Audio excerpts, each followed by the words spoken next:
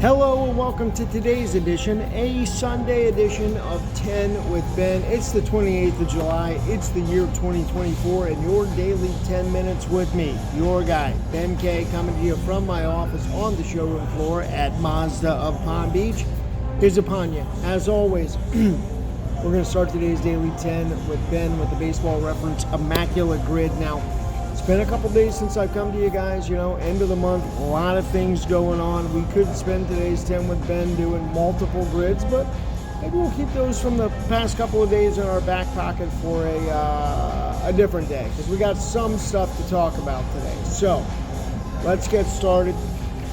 Today's Immaculate Grid, let's get rid of that glare there, is here in front of us.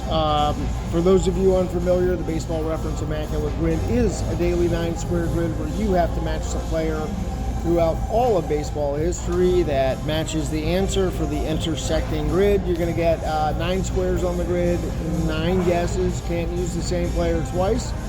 If you go 9 for 9, you have achieved the Immaculate Grid. You'll also be assigned a rarity score. The lower the rarity score, the more unique and elite your baseball knowledge, the higher the rarity score. Good job going 9 for 9. Your guess is pretty common around here at 10 with Ben. We always strive for the single-digit rarity score. So let's get started here. The first square on the grid is a player who played for the Cincinnati Reds and Los Angeles Dodgers. I have a pretty rare one in mind right now. Former Red Sox prospect Todd Benzinger. Todd Benzinger. You need me? Well, I might. The next square on the grid, a player who in their career played for the Cincinnati Reds and Texas Rangers. I am going to go with Cincinnati Reds. Oh, I'm going to go with former All-Star closer Jeff Russell.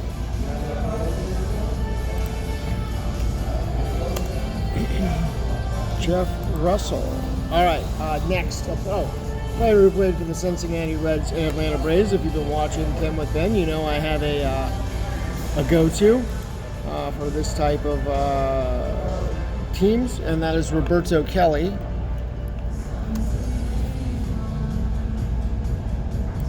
Boom. Okay, so now a player who played shortstop at one point in their career, a minimum of 1 game for the Los Angeles Dodgers. I am going to go with former Dodgers utility guy, Mike Sharperson.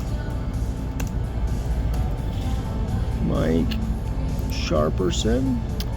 Played shortstop, minimum of 1 game for the Texas Rangers. Trying to think of failed prospects in my head. Oh, Mario Diaz. Or Diaz.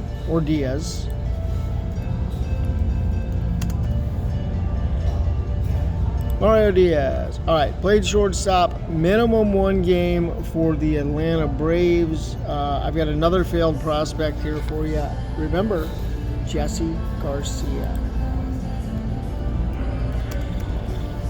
Jesse Garcia. Okay.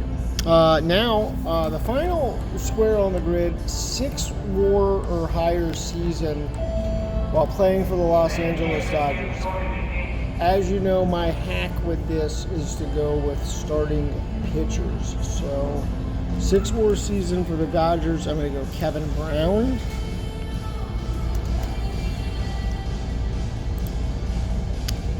Six WAR season for the Texas Rangers. Got one in my back pocket there too. How about old Charlie Huff?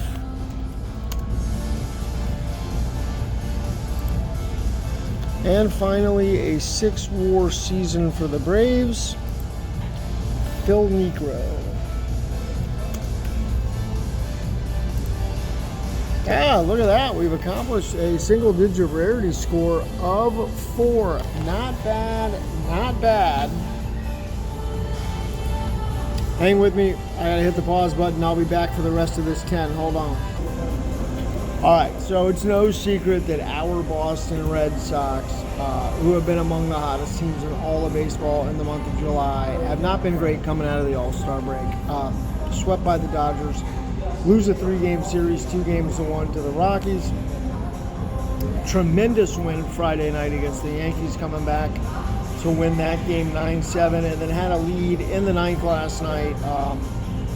Surrendered it, went to extras, where they gave up 3 runs and lost. So tonight, Sunday Night Baseball, Red Sox, Yankees, got to take this series tonight. Houck on the mound.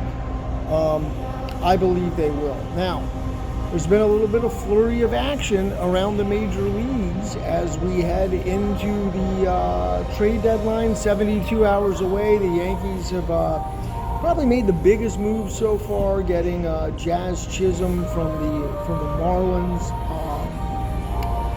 which, for those of you guys that know, I'm a diehard Red Sox fan, have been my whole life. Also been a South Florida guy my whole life, so when the Marlins came around, they were like my second favorite team, or my National League team, and there were some times and some players, man, that made me almost feel like I love the Marlins as much as the Red Sox. But ripped my heart out when new ownership came in 2017, traded Stanton, Yelich, and Ozuna. Mostly Stanton's the one that killed me because he was like my favorite player, and I traded him to the Yankees. Couldn't root for him again anymore. You know what I mean? This guy that I loved, man, couldn't do it. Now Jazz, my favorite Marlin, man, he's a Yankee. Can't root for him anymore. It's whatever. What have the Red Sox done? They've made a couple moves in this time too. They've acquired old friend James Paxton, a good veteran lefty back rotation starter who's going to come in handy down the stretch, as a lot of these young guys have surpassed or are about to surpass their career, innings limit for a season. So you're going to want some good veteran depth there, and they definitely need a lefty starter. Look, they need some relief help, right? Some good relief help. And I know they've got a couple of key guys coming back with Slayton and Martin. Liam Hendricks set to make his season debut, but they need to make an addition there. In that Colorado series, right, the final game of the series, catcher Reese McGuire popped up to end an inning, and Rockies pitcher Cal Quantrill had said something to McGuire that caused the benches to clear. What he said to McGuire was something to the effect of, "You dumbass, you jerked off in a parking lot," which is true. I've been making Reese McGuire jokes for years since the Red Sox acquired him. A lot of people think that those jokes have been in poor taste or they haven't gotten them, I don't know that Reese McGuire was arrested in a Publix parking lot during spring training back in 2017 for public masturbation. Awful, right? Terrible thing to get arrested for. Certainly embarrassing. Managed to kind of, get swept under the rug. Nobody's really brought it up since he's been in Boston until Cal Quantrill did that the other day. And today, as of a couple hours ago, the Red Sox have designated for assignment Reese McGuire. So the end of his Red Sox career comes on Cal Quantrill, whose father, Paul Quantrill, started his career with the Red Sox, a decent relief pitcher. The son of a Red Sox, pitcher, basically ended Reese McGuire's career by getting him to pop out and bringing attention to the fact that he was once arrested for jerking off in a shopping center parking lot. Crazy, huh? How it all comes full circle. One of the other additions the Red Sox made was getting right-handed catcher Danny Jansen. Jansen's got some good power. He's had a couple of nice seasons in Toronto.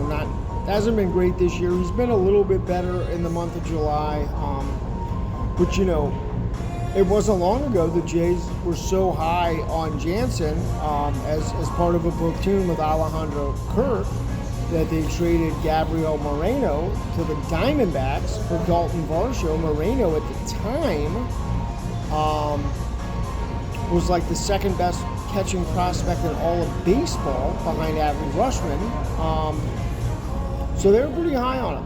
The Jays are in a sell mode. A lot of rumors about Vlad Guerrero and Bo Bichette. I don't think those guys go anywhere. But we'll see. Look, 72 hours to go. What we've seen in this second half is the Red Sox need to add some high leverage, late inning relief help. I know Tanner Scott's out there, Pete Fairbanks. We'll see what happens with that. Probably need another starting pitcher. You know, a more mid or front rotation guy. Nate Eovaldi's out there. Some talk about Jack Flaherty in Detroit would be a decent low-cost rental option. You know, if there's no pitching in the system, if they wanted to grab a couple of guys with you know 3 or more years of team control, you've got Garrett Crochet for the White Sox, Tariq Skubal for the Tigers. Look, that cost is going to come steep, right? You're not getting those guys for Nick York and Matthew Lugo, right? If you want to get one of those guys, you're going to have to part with one of the big three, right?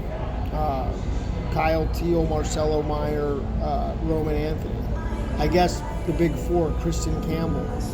And probably somebody right behind them on the prospect list, like Miguel Blayes. So we'll see which direction they want to go into. The one thing about the Red Sox is they've got a lot of high upside prospects scattered all throughout the farm system, but so much positional overlap that a lot of these guys, like Joaquin Cespedes, Mikey Romero, these kind of guys, Nick York,